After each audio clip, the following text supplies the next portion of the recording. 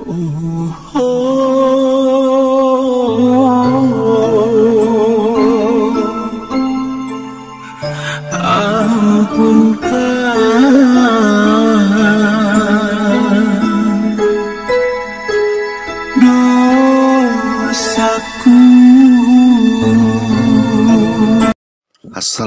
warahmatullahi wabarakatuh. Bismillahirrahmanirrahim.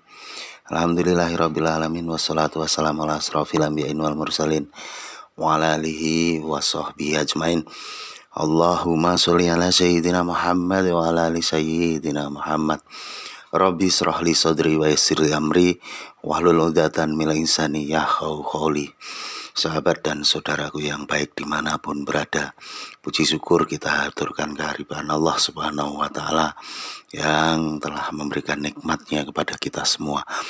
Dan sholawat serta salam kita haturkan kehadiran baginda Muhammad Rasulullah Sallallahu Alaihi Wasallam, serta salam hormat, khidmat dan takzim kita haturkan kehadiran guru-guru kita yang telah membimbing rohani kita hingga sampai kepada Allah Subhanahu wa Ta'ala. Sahabat dan saudaraku yang baik dimanapun kita berada, kita kupas tentang cahaya, yang mana harus kita ketahui bahwa ilmu-ilmu Allah juga ilmu laduni adalah penyerapan daripada nur ilham yang terjadi selepas penyempurnaan jiwa, sebagaimana dalam firman Allah yang bermaksud demi satu jiwa serta yang menyempurnakannya dalam surat Al-Asam ayat 7. Jiwa yang bersih dan suci bakal menerima pancaran nur atau cahaya yang benar lagi membenarkan. Bukan semua jiwa layak menerima pancaran nur Allah, atau dalam bahasa umum ilmu-ilmu laduni ini. Perjalanan dan pengembalian kepada asal atau fitrah adalah bisa dengan beberapa cara. Ada juga 3 cara, di antaranya yang pertama, mempelajari semua ilmu dan mengambil sebagian yang lebih besar dari kebanyakannya.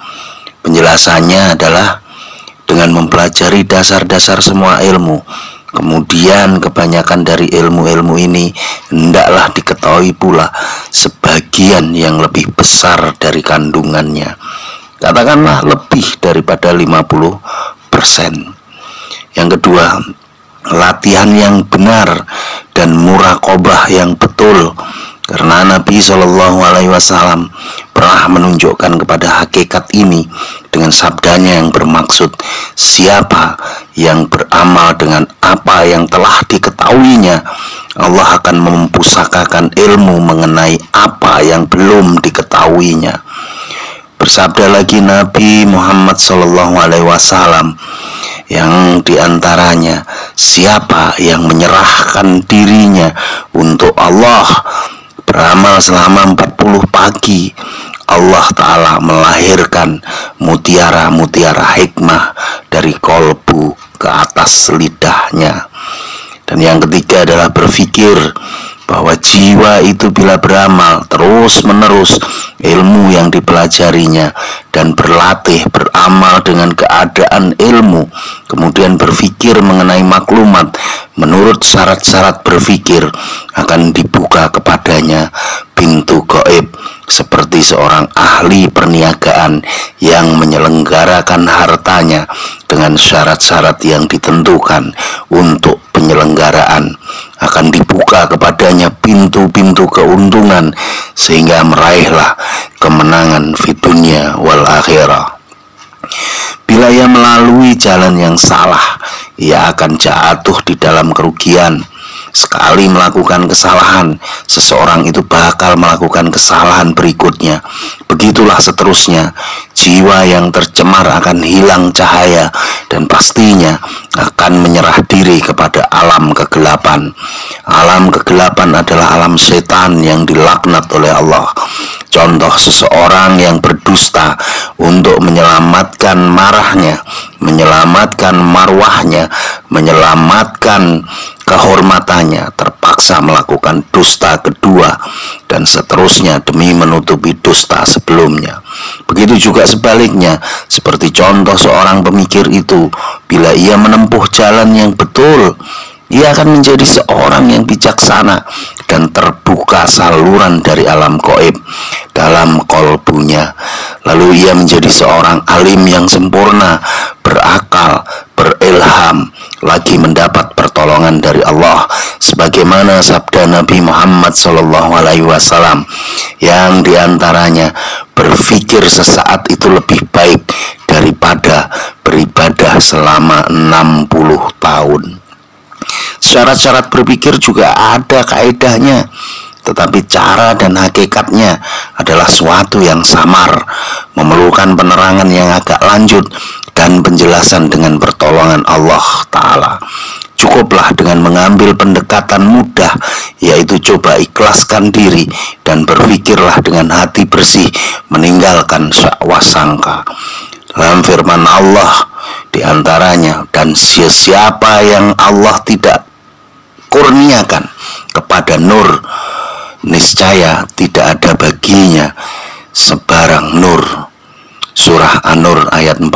Kami ulang, dalam firman Allah, dan siapa yang Allah tidak kurniakan kepadanya nur, niscaya tidak ada baginya sebarang nur.